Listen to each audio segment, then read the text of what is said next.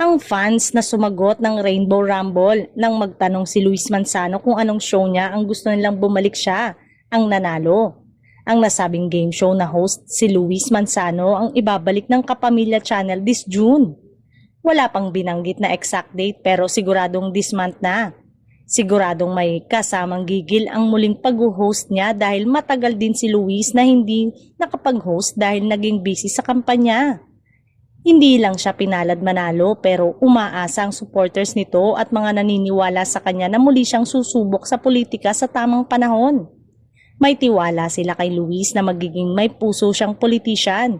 Balik na rin siya sa kanyang vlog at ang latest interview niya ay kay Gerald. Kasabay naman ang pagbabalik ng TV host actor ang pagbabalik sa pag-arte rin ng kanyang asawa na si Jessie Mendiola sa isang teleserye na pinagbibida ni Gerald Anderson.